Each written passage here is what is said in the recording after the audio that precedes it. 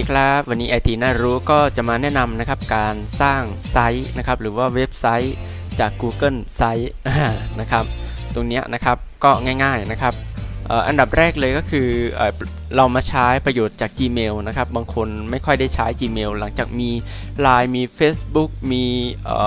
Instagram Twitter อะไรเยอะแยะเลยนะครับโซเชียลนะครับแต่ตอนเนี้ยนะครับเราก็เลยไม่ค่อยได้ใช้อีเมลนะครับในการใช้งานนะครับวันนี้จะมาแนะนำนะครับประโยชน์จาก Gmail นะครับว่าประโยชน์มีเยอะแยะเลยนะครับบน Gmail นะครับฝึกใช้การสื่อเรียนรู้ง่ายๆนะครับเก็บไว้บน Google Site นะครับเปรียบเสมือนกับเว็บไซต์หนึ่งนะครับที่สร้างง่ายนะครับไม่ยุ่งยากนะครับแค่ลากตัวนี้จับตัวนี้มาใส่ก็เป็นเว็บไซต์แล้วเอาไว้ใช้งานได้แล้วนะครับมาดูวิธีการใช้งานนะครับอันดับแรกเลยนะครับเราก็เข้าบัญชี Gmail ของเรานะครับย้อนกลับไปนิดนึงนะครับสมมติว่าเป็นหน้าลักษณะนี้นะครับหน้าตาลักษณะนี้นะครับเราเข้าเว็บไซต์ Google ก็ได้นะครับแล้วด้านมุมนะครับด้านมุมขวามือนะครับของเรานะครับตรงเนี้ยนะครับตรงเนี้ยด้านมุมขวามือนะครับเขาเรียกว่าแอปของ Google นะครับให้เราจิ้มไปเลยนะครับปุ๊บแล้วให้เราไปที่ไรนะครับ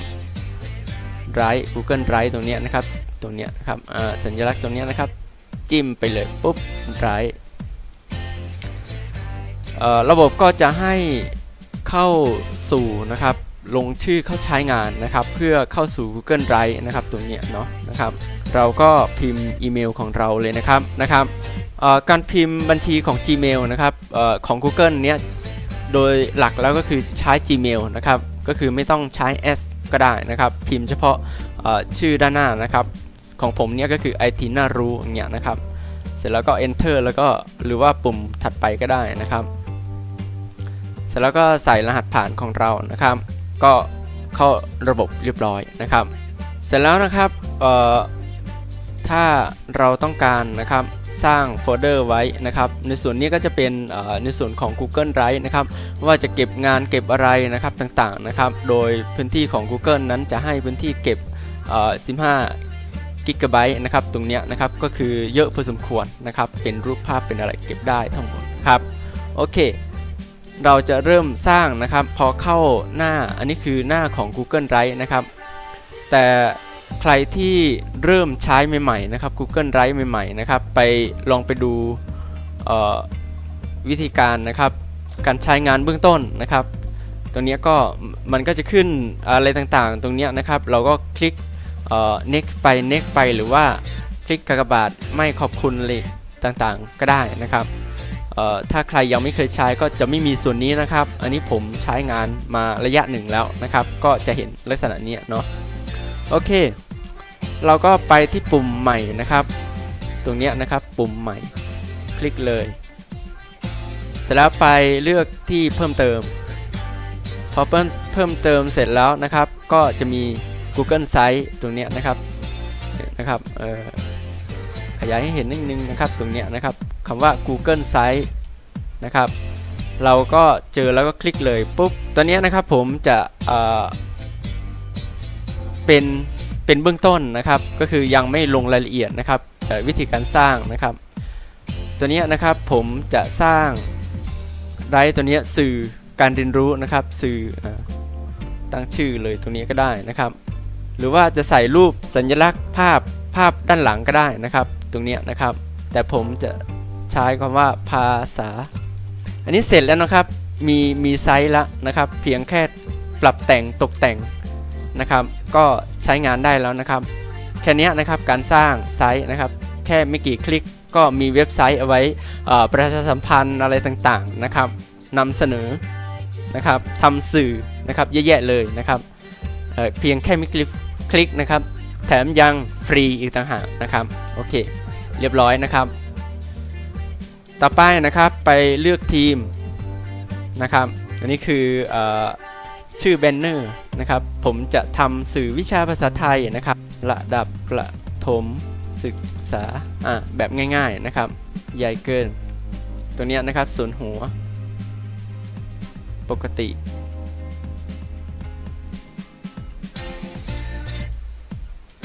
แต่ไม่มีขนาดนะครับแ ถ้าเป็นชื่อจะใหญ่นะครับ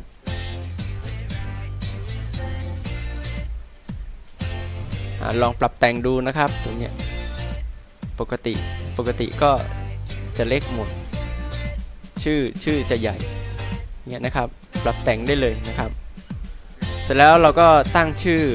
ไซต์ตรงนี้ก็ได้นะครับตั้งชื่อป้อนชื่อเว็บไซต์ของเรานะครับตรงเนี้ยวิชาภาษาไทยประถมศึกษาภาษาไทยวิชาภาษาไทยประถมศึกษานะครับง่ายๆตรงนี้เราสามารถใส่เป็นโลโก้ได้นะครับตรงนี้ถ้าไม่ใส่ชื่อตรงนี้ก็ได้นะครับหรือว่าจะลบออกก็ได้นะครับตรงนี้ไม่ใส่ขยับได้นิดนึงนะครับตรงนี้เนี่ยจะเห็นขอบนะครับขอบตำแหน่งนะครับห้ามเกินขอบนะครับตรงนี้หรือว่าเราจะใส่รูปภาพก็ได้นะครับด้านหลังตรงนี้ใส่รูปภาพเลือกรูปภาพหรือว่าอัปโหลดที่เราปรับแต่งจาก Photoshop ภาพสวยๆนะครับก็มาทำเป็นแบนเนอร์ข้างหลังได้นะครับอันนี้ผมจะเลือกรูปภาพนี่คือตกแต่งแบนเนอร์นะครับข้างหลังเลือกรูปนี้แล้วก็เลือกข้างหลังเราก็จะเปลี่ยนไปนะครับเลือกอันใหม่สีสันไม่ค่อยเลือกสมุดก็ได้เลือกนะครับเราก็จะได้นะครับภาพด้านหลังนะครับของเราอันนี้คือตกแต่งแบนเนอร์นะครับมาดูประเภทส่วนหัวนะครับคลิกไปนะครับเราจะใส่แบนเนอร์อันนี้ใส่แบนเนอร์นะครับใส่แบนเนอร์ข้างหลังถ้าเรากำหนดชื่อเท่านั้นนะครับก็จะเป็นชื่อเท่านั้นเองนะครับอันนี้เราใส่แบนเนอร์นะครับก็จะเป็นลักษณะเนี้ยนะครับแบนเนอร์ขนาดใหญ่ก็กว้างขึ้นนะครับอันนี้แบนเนอร์ระดับเนี้ยนะครับโอเคเราได้ส่วนหัวของเว็บไซต์นะครับตรงนี้เป็นส่วนหัวเลยเว็บไซต์ของเรานะครับที่จะสร้างนะครับตรงนี้เสร็จแล้วนะครับแค่นี้นะตรงนี้นะครับจะเป็นหน้าแรกของเว็บไซต์ของเรานะครับในส่วนนี้นะครับจะเป็นหน้าแรกนะครับหน้าแรกเราก็สามารถที่จะใส่เป็นหัวข้อประชาสัมพันธ์อะไรต่างๆข้างล่างเนี่ยเป็นคลิปวิดีโอเป็นอะไรได้หมดเป็นเกี่ยวกับแนะนำนะครับแนะนำเราต่างๆนะครับเราจะใส่สมมติว่าจะใส่ข้อความบริเวณตรงนี้นะครับดับเบิลคลิกเลยจะเห็นนะครับใส่ URL ก็ได้นะครับเป็นลิงก์นะครับหรือว่าจะอัปโหลดเป็นไฟล์ขึ้นมาใส่ในส่วนนี้ก็ได้หรือว่าจาก Drive Google Drive ของเราเมื่อกี้เนี่ยนะครับเอามาใส่ก็ได้หรือว่าจะใส่รูปภาพในส่วนนี้ก็ได้นะครับมีให้เลือกนะครับมีให้เลือก4อย่างด้วยกันนะครับตรงนี้ผมจะใส่เป็นข้อความนะครับตรงนี้ก็ใส่ว่ายินดีต้อนรับนะครับใส่ตัวหนาคลุมก่อนตัวหนาก็ได้นะครับจัดกึ่งกลางจัดซ้ายจัดขวา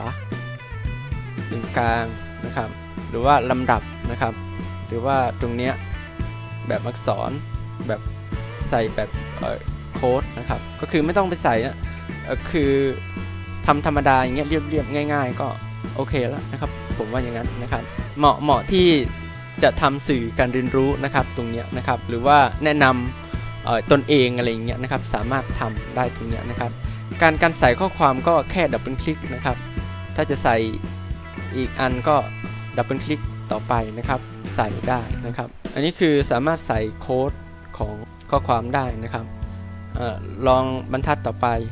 แถวต่อไปนะครับวิดีโอภาษาไทยนะครับเนี่ยวิดีโอภาษาไทยนะครับทีนี้เราสามารถย้ายตำแหน่งได้นะครับใน2ส่วนเนี่ยนะครับตรงเนี้ยยินดีต้อนรับก็คือจับลากเลยง่ายมากเลยนะครับสามารถซ้อนกันได้อีกนะครับตรงเนี้ยสามารถที่จะซ้อนกันเป็นบล็อกได้เลยลากปุ๊บบล็อกในส่วนนี้เอาไว้ส่วนนี้นะครับโอ้โหมันอะไรจะเป็นเว็บไซต์ที่ง่ายมากเลยนะครับตรงเนี้ยนะครับลองเอาไปสร้างดูนะครับตรงนี้ผมจะลากลงไปข้างล่างก็จะเป็นอยู่ส่วนข้างล่างตรงนี้ก็จับขยับใส่เป็นลองดูคลิปวิดีโอนะครับภาษาไทยตัวนี้ผมเอาอันแรกเลยก็ได้ตัวสะกด2 พยางค์ปุ๊บคลิกเลือกคลิปวิดีโอก็จะลงมาบนสื่อเรียนรู้ของเราโอ้โหอะไรจะสุดยอดขนาดนี้เลยนะครับว้าวนะ นะครับเข้าท่าเลื่อนตำแหน่งจัดกลางก็ได้ก็แค่เพียงแค่จับลากนะครับง่ายไหมนะครับอันนี้คือหน้าแรกนะครับก็แล้วแต่เราจะตกแต่งให้สวยงามยังไงก็ขึ้นอยู่กับเรานะครับตัวนี้สามารถใส่สีนะครับสีพื้นหลังได้นะครับตรงนี้เป็นลักษณะสีนะครับจะมีให้เลือกสีไม่เยอะนะครับส่วนมากก็จะเป็นหรือว่าจะใส่รูปภาพนะครับรูปภาพก็ได้นะเลือกรูปภาพลองเลือกรูปภาพนะครับโอ้โหง่ายมากเลยนะครับไซส์นะครับไซส์ของ Google ง่ายมากเลยนะครับทำสื่อการเรียนรู้ได้นะเสร็จแล้วนะครับเราจะมาสร้างหน้านะครับหน้าจะอยู่แถบด้านบนตรงนี้นะครับหน้าจะอยู่อันนี้คือตกแต่งหน้าแรกเราจะใส่อะไรลงไปก็ได้ใส่ถ้าจะใส่เพิ่มเติมก็ดับเบิลคลิกส่วนที่ว่างๆดับเบิลคลิกแล้วก็ใส่เพิ่มในหน้าแรกนะครับไม่ต้องใส่เยอะนะครับอาจจะแนะนำผู้จัดทำอะไรก็ได้นะครับในส่วนหน้าแรกนะครับตรงนี้แนะนำเกี่ยวกับสาระภาษาไทยของเราก็ใส่เข้าไปนะครับโอเคต่อไปนะครับเราจะมาตกแต่งนะครับตกแต่งหน้านะครับก็คือเพิ่มหน้านะครับอันนี้เป็นหน้าแรกนะครับหน้าต่อไปเนี้ยคือจะเพิ่มจากหน้าแรกนะครับหน้าต่อไปตรงเนี้ยนะครับก็คือผมจะเพิ่มหน้าตรงเนี้ยคลิกเลยนะครับคลิกตรงเนี้ยเพิ่มนะครับเป็นวัตถุประสงค์นะครับก็คืออธิบายวัตถุประสงค์ของเว็บไซต์นี้จะทำเพื่ออะไรอย่างเงี้ยนะครับเพื่อเป็นการเรียนรู้นะครับต่อไปก็พอใส่เสร็จแล้วก็เสร็จสิ้นก็จะเป็นหน้าวัตถุประสงค์ขึ้นมานะครับโชว์ทันทีเลยนะครับก็จะอยู่ด้านบนแถบเนี้ยนะครับแถบด้านบนตรงเนี้ยนะครับเป็นแถบนำทางนะครับมีเครื่องมือเยอะนะครับประเภทส่วนหัวนะครับประเภทส่วนหัวเราลองเลือกดูถ้าส่วนหัวอันนี้เราต้องการใส่รูปนะครับแบนเนอร์เราก็คลิกแบนเนอร์นะครับแบนเนอร์เราใส่แบนเนอร์แล้วก็เปลี่ยนรูปได้เลือกรูปในนี้ก็มีเยอะพอสมควรนะครับให้เราได้เลือกใช้งานกันนะครับก็ประมาณนี้นะครับก็ได้หน้าส่วนนี้จะเป็นหน้าวัตถุประสงค์นะครับตรงเนี้ยมันจะไล่ไปเรื่อยๆนะครับทีนี้พอได้หน้านี้แล้วเราต้องการคลิกเพิ่มก็คือดับเบิลคลิกเลยนะครับมันคลิกบริเวณว่างๆแล้วก็เพิ่มเลยวัตถุประสงค์ของเว็บไซต์นี้ทำขึ้นมาเพื่ออะไรก็ว่าไปนะครับเสร็จแล้วก็คลิกที่อื่นก็จบละแค่นี้นะครับโอ้โหง่ายต่อไปก็คือเพิ่มหน้าต่อไปนะครับตรงเนี้ยเพิ่มหน้าต่อไปเนื้อหาวิชาครับเนื้อหาวิชาภาษาไทยอันนี้ก็คือหน้าต่อไปนะครับหน้าถัดไปนะครับซึ่งก็จะต่อจากวัตถุประสงค์ตัวเนี้ยนะครับเสร็จแล้วก็กดปุ่มเสร็จสิ้นโอเคตรงวัตถุประสงค์กับเนื้อหาตรงนี้เราสามารถที่จะจับย้ายได้นะครับย้ายตำแหน่งนะครับเลื่อนตำแหน่งได้เลื่อนตำแหน่งตรงเนี้ยนะครับง่ายมากเลยลองทำดูนะครับในส่วนของเนื้อหานะครับตรงเนี้ยก็จะโชว์นะครับเนื้อหารายวิชานะครับเนื้อหารายวิชาก็ประกอบด้วยอะไรนะครับเราก็ใส่เข้าไปก็ได้ครับทีนี้ผมจะสร้างย่อยๆนะครับเรียกว่าเนื้อหาจากตรงนี้ก็จะเป็นอาจจะเป็นบทที่1บทที่2บทที่3บทที่4อะไรไปนะครับจนกระทั่งหรือว่าแบบทดสอบก่อนนะครับตรงนี้ก็หน้าย่อยตรงนี้นะครับก็สร้างหน้าย่อยนะครับตรงนี้ก็คือแบบทดสอบปุ๊บเรียบร้อยแล้วได้ละตรงเนี้ยเราก็ถ้าเราไปสร้างแบบทดสอบไว้แล้วเราก็เอามาใส่ตรงนี้ได้เลยนะครับก็จะเห็นจะโชว์ตรงนี้เลยเนื้อหานะครับแบบทดสอบต่อไปนะครับจะสร้างเนื้อหาย่อยนะครับย่อยลงตรงนี้อีกนะครับก็คือสร้างหน้าย่อยหน้าย่อยลงไปอีกก็บทที่1เรื่องอะไรนะครับเรื่องอะไรเราก็ใส่เข้าไปนะครับเป็นเนื้อหาเกี่ยวกับเรื่องอะไรนะครับเมื่อเสร็จแล้วก็กดเสร็จสิ้นนะครับก็จะขึ้นเนื้อหานะครับบทที่1นะครับเรื่องอะไรเราก็ใส่เข้าไปนะครับ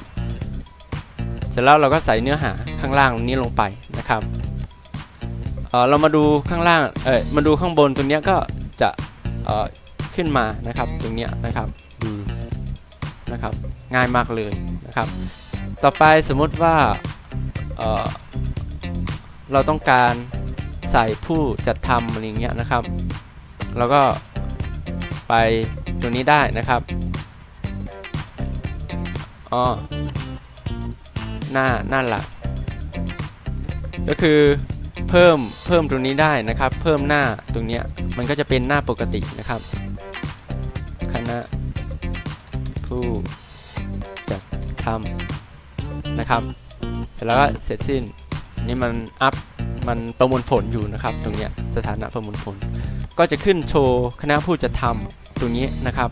โชว์ให้เราก็ใส่ดับเบิลคลิกแล้วก็ใส่ชื่อผู้จัดทำใครบ้างนะครับใส่รูปก็ได้นะครับตัวนี้โอเคเนาะนะครับง่ายมากเลยก็ไม่มีอะไรมากนะครับเสร็จแล้วก็ทีมเลือกทีมได้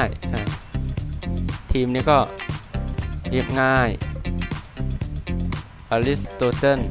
ครับนักการทูตก็มีไม่เยอะนะครับทีมตัวเนี้ยนะครับเป็นทีมก็คือรูปแบบของเว็บไซต์ของไซต์เรานั่นเองนะครับผมเลือกทีมวิสัยทัศน์ครับตรงเนี้ยก็จะเป็นหน้าตาลักษณะเนี้ยนะครับไซต์ตรงเนี้ยนะครับเราสามารถที่จะเพิ่มตัวแก้ไขก็คือเพิ่มใช้ร่วมกันนะครับสมมติว่าเราทำครูหลายๆคนนะครับสอนภาษาไทยก็สามารถแชร์ปรับแต่งเพิ่มเติมเนื้อหาได้สมมติมีครู2คนก็สามารถที่จะทำร่วมกันได้ทั้ง2คนนะครับโอเคตรงเนี้ยนะครับดูตัวอย่างเมื่อเราทำเสร็จแล้วนะครับอยากจะโชว์ก็คือเปิดดูตัวอย่างตัวนี้ก่อนว่าโอเคหรือยังอะไรประมาณนี้นะครับจิ้มไปนะครับโอ้โหสวยดูเข้าท่านะครับจะรองรับบนมือถือทั้งหมดเลยนะครับตรงเนี้ยเข้าท่านะครับอันนี้คือดูตัวอย่างนะครับสามารถดูบนแท็บเล็ตนะครับตัวเนี้ยโทรศัพท์มือถือเนี่ยเข้าท่านะครับง่ายมากเลยเหมาะสำหรับทำเว็บไซต์คนที่ไม่มีความรู้อะไรทำได้เลยนี่คือประโยชน์ของ Gmail นะครับเสร็จแล้วก็ย้อนกลับไปนะครับย้อนปุ๊บโอเคนะครับเสร็จแล้วถ้าเราทำสมบูรณ์พร้อมที่จะเผยแพร่แล้วนะครับเราก็จิ้มที่คำว่าเผยแพร่นะครับตรงเนี้ยเราก็ใส่ตำแหน่งเว็บไซต์ของเรานะครับเว็บไซต์ของเราก็คือเหมือนกับชื่อเว็บไซต์นะครับชื่อเว็บไซต์ผมจะใส่ไทย1ก็คือภาษาไทย1นะครับก็คือ1ก็คือระดับประถมนะครับถ้าผมใส่เฉพาะไทยเฉยๆนะครับตัวเนี้ยที่อยู่นี้นะที่อยู่นี้ดีนะแต่มีคนใช้แล้วก็คือคนเอาไปใช้แล้วนะครับอาจจะไทย01ตัวเนี้ยใช้ได้นะครับอันนี้คือชื่อเว็บไซต์ที่เราจะนำไปเผยแพร่ให้คนอื่นได้เข้ามาดูเว็บไซต์ของเรานะครับอันนี้คือถ้าเราติ๊กตรงนี้นะครับขอให้โปรแกรมค้นหาสาธารณะไม่แสดงไซต์ของฉันก็คือสมมติว่าคนอื่นค้นหาเรื่องภาษาไทยอย่างเงี้ยนะครับมันก็จะไม่โชว์ในGoogle นะครับถ้าเราล็อกตรงเนี้ยนะครับเป็นเฉพาะของเราอะไรประมาณเนี้ยนะครับเราก็ติ๊กออกตรงเนี้ยใครค้นหาก็ให้เจออย่างเงี้ยเป็นต้นนะครับอันนี้คือเว็บไซต์นะครับจะจดไว้หรือว่า Copy ไว้ก็ได้นะครับชื่อเว็บไซต์ตัวเนี้ยนะครับหรือว่าไม่จดก็ได้ตัวเนี้ยเราสามารถเข้ามาใช้งานได้ตลอดนะครับตัวเนี้ยผมจะ Copy ไว้ที่ขวาคัดลอกโอเคนะครับการตั้งค่าก็เท่านั้นนะครับเสร็จแล้วก็กดปุ่มเผยแพร่กำลังเผยแพร่เรียบร้อยนะครับการตั้งค่าเผยแพร่ตัวเนี้ยนะครับก็จะขึ้นปุ่มนี้ทันทีทีเนี้ยเวลาเราต้องการดูเว็บไซต์ของเราก็คือจิ้มตรงเนี้ยนะครับปุ๊บนี่คือเว็บไซต์ของเราจะหน้าตาลักษณะเนี้ยนะครับโหง่ายมากเลยนะครับเพิ่งเริ่มใช้ครั้งแรกนะครับอันเนี้ยนะครับมาสอนเรียนรู้แล้วก็ เรียนรู้ไปด้วยนะครับเพิ่งใช้ครั้งแรกนะครับไซส์ใหม่นะครับแต่ไซส์อันเดิมนั้นก็คือใช้มานานแล้วนะครับปุ๊บปิดนะโอเคนะครับทีนี้เราจะกลับไปหน้าที่เราทำนะครับตรงนี้คือตอน1นะครับเดี๋ยวจะมีตอนต่อไปนะครับซับซ้อนเข้าไปอีกนะครับก็คืออาจจะมีการตกแต่งอะไรเพิ่มเติมนะครับอันนี้คือการสร้างไซต์หรือว่าเว็บไซต์จาก Google Sites นะครับตอนที่1นะครับ